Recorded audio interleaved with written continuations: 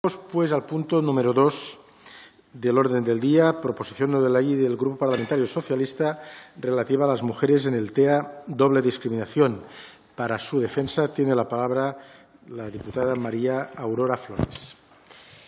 Muchas gracias, presidente.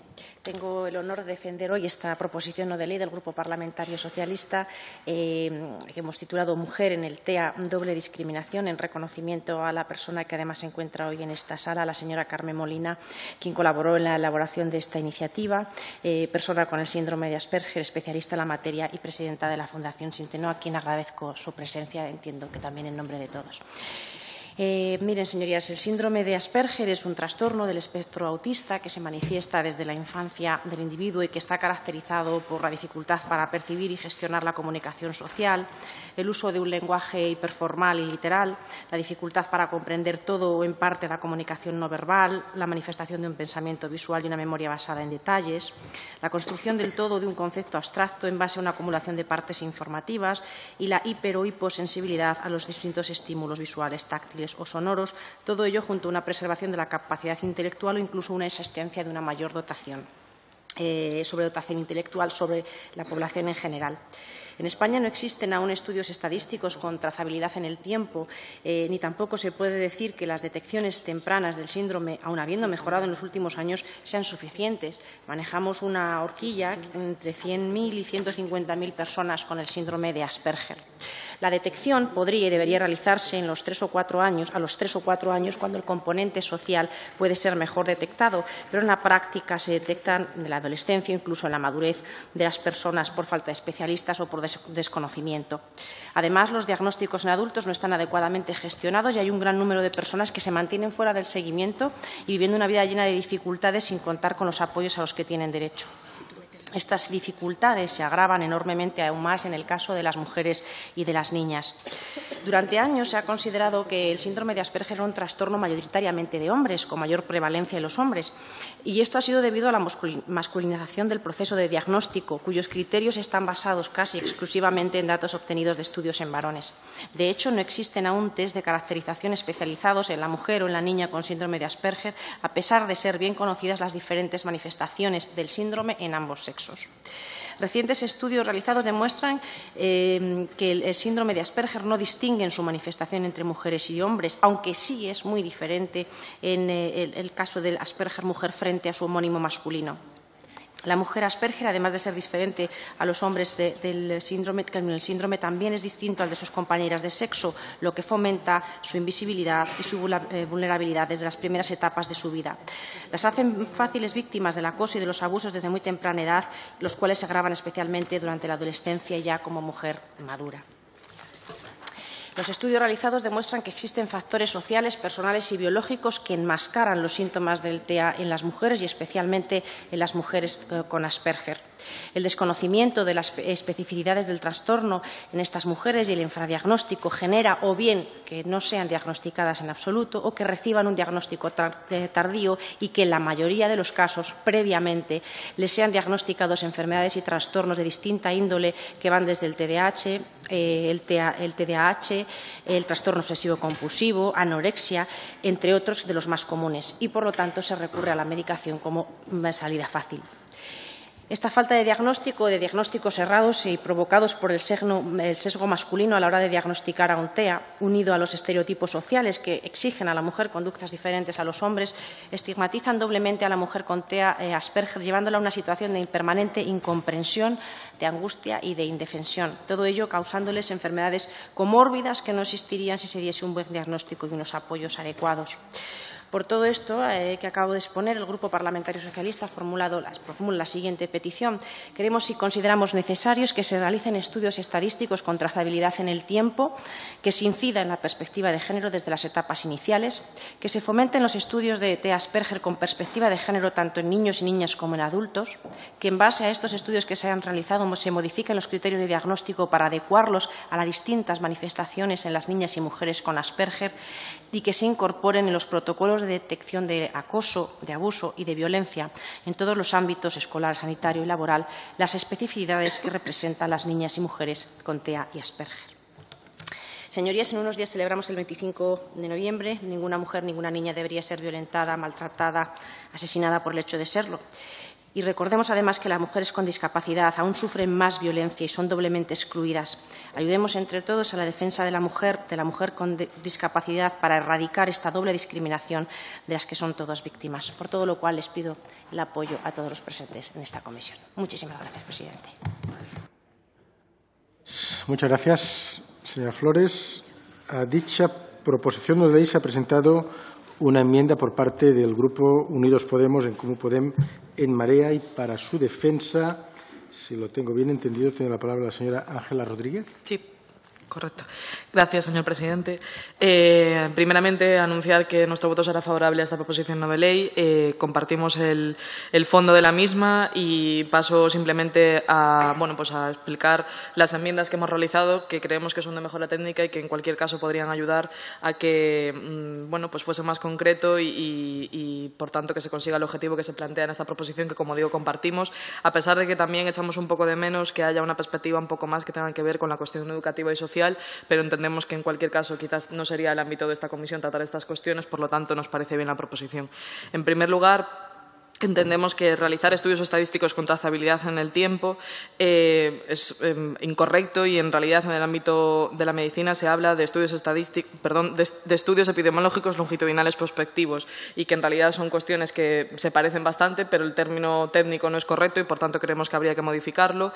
En segundo lugar, la cuestión tiene que ver con una cuestión del lenguaje. Nos sigue sorprendiendo muchísimo que en el Congreso haya una ausencia absoluta de uso del lenguaje inclusivo por parte de todos los grupos parlamentarios, pero en una proposición no de ley, además del Partido Socialista, en la cual se defiende específicamente la doble discriminación, en este caso de las mujeres, por el hecho de estar en esta situación, creemos que hay que ser un poco más cuidadosas y, por tanto, simplemente proponemos que se ponga niños y niñas y personas adultas en vez de niños y adultos, ¿no?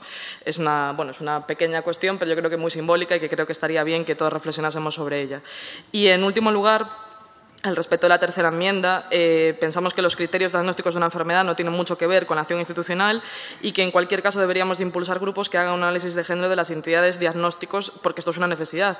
Y, de ahí, de ser necesario, deberán sucederse adecuaciones en los criterios diagnósticos, que realmente dependen de forma general de comités diagnósticos internacionales, pero que en una PNL lo que debe plantearse es este análisis y no que se cambien estos criterios. Por tanto, como digo, son mejoras que consideramos de tipo técnico y que esperamos que sean aceptadas y, en cualquier caso, nuestro voto será favorable.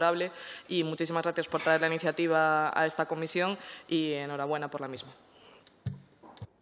Muchas gracias, señora Rodríguez. En turno de portavoces tiene la palabra el diputado Marcial Gómez Balsera para defender la posición del Grupo Parlamentario Ciudadanos. Muchas gracias, presidente. Conviene precisar que el título de esta iniciativa, Las mujeres en el TEA, no se corresponde propiamente con su contenido, que queda circunscrito a las mujeres con síndrome de Asperger. Es cierto que el DSM-5 incluyó el Asperger dentro de los trastornos del espectro del autismo, pero también es cierto que presenta unas características propias y bien diferenciadas, como se describe en la exposición de motivos. Y es cierto que las mujeres con discapacidad son objeto de una doble discriminación que el CERMI y el movimiento asociativo en torno a la discapacidad nos ponen de manifiesto en muchísimas ocasiones.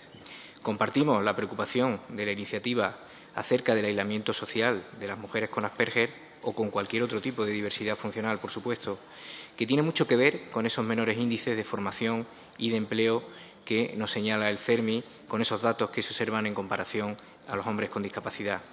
Esta doble discriminación se traduce en menos libertad, menos independencia y más vulnerabilidad al acoso escolar, al maltrato familiar e incluso a la violencia de género. Por ello, apoyamos esta iniciativa tendente a obtener datos estadísticos que permitirían incorporar la perspectiva de género a los criterios de diagnóstico, la prevención de las situaciones de vulnerabilidad a las que antes me he referido y, cómo no, a identificar y valorar en su justa medida y, en su caso, combatir las desigualdades en las prestaciones de nuestro sistema sociosanitario que reciben las niñas y los niños con Asperger. En cuanto a las enmiendas presentadas, nos parecen acertadas las números 1 y 2 del Grupo Confederal de Unidos Podemos y quedamos a la espera del acuerdo que ambos grupos alcancen finalmente. Gracias. Muchas gracias, señor Gómez Balsera. Y, finalmente, en turno de portavoces, en nombre del Grupo Parlamentario Popular, Usted tiene la palabra. Ruego si me pueden hacer llegar los... Gracias. Gracias, señor presidente. Tengo 30 años, soy mujer y padezco síndrome de Asperger. A lo largo de mi vida he acumulado diagnósticos incompletos o erróneos: dislexia, trastorno de ansiedad generalizada, fobia social, trastorno obsesivo-compulsivo, trastorno depresivo, anorexia, así como todo tipo de etiquetas: maniática, rara, marimacho, excéntrica. Los trastornos del espectro autista en mujeres parecen manifestarse de manera diferencial o incluso opuesta con respecto a los hombres, lo que invisibiliza la sintomatología y dificulta el diagnóstico. Por ejemplo, en mi caso no hubo retraso en la adquisición y el desarrollo del lenguaje. De hecho, fui hiperléxica, o también cumplo el rasgo de hiperempática, lo cual, paradójicamente, ha dificultado muchísimo mis relaciones interpersonales.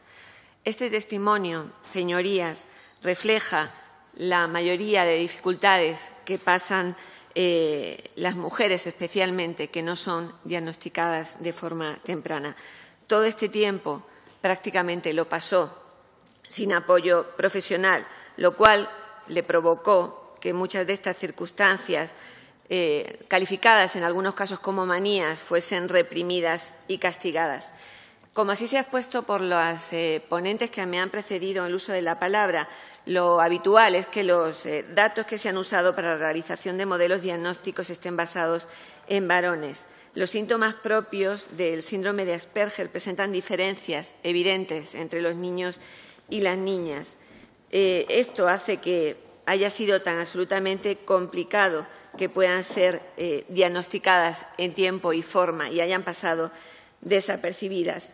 Lo afirman los expertos, la detección en niñas es mucho más compleja, dado que éstas presentan mayores capacidades sociales y una menor capacidad de camuflaje social, hecho que consigue que pasen desapercibidas. Sin embargo, este tipo de camuflaje social, permítanme que lo diga así, oculta, pero no elimina el problema. Normalmente a una niña con síndrome de Asperger no se le realiza un diagnóstico hasta los 10 años de edad, mientras que en los niños suele suceder entre los 6 y los 8 años. Y lo peor, señorías, no solo es que sean diagnosticadas más tarde, sino que a veces son directamente medicadas por una enfermedad que no padecen. Realmente no debe extrañarnos si pensamos que no hace demasiado tiempo ha sido cuando los profesionales comenzaron a reconocer que dicha condición no se limitaba únicamente al género masculino.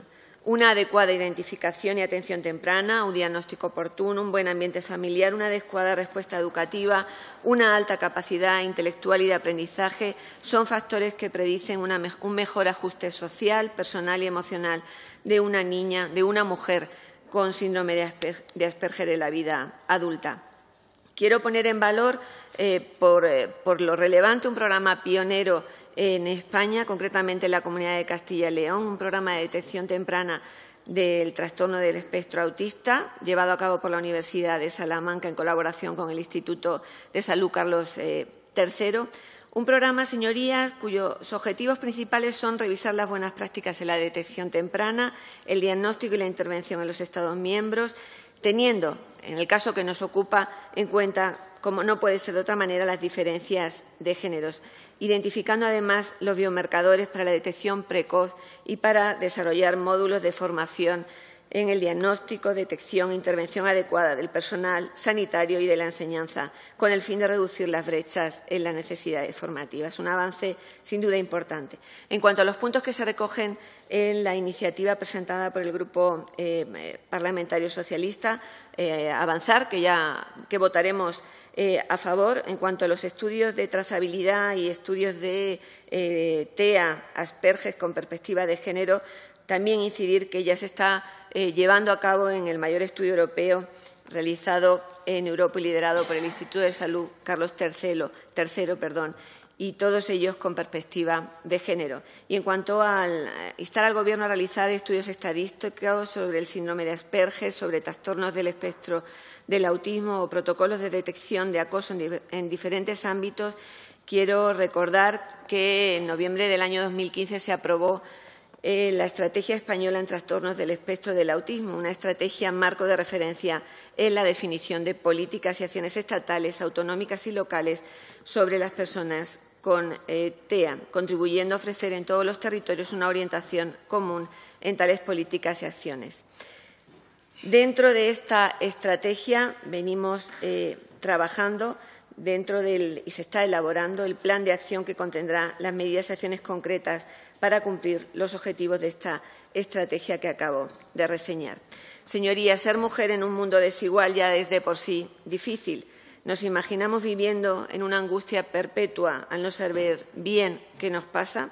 De ahí que, reitero, demos la bienvenida a esta iniciativa porque compartimos absolutamente el objetivo. Es importante la integración, el diagnóstico oportuno, los estudios, la educación, la atención y, cómo no, la concienciación y difusión, a la par que la visibilización que hoy traemos a esta Cámara de las niñas y mujeres con síndrome de Asperger. Nada más. Muchas gracias.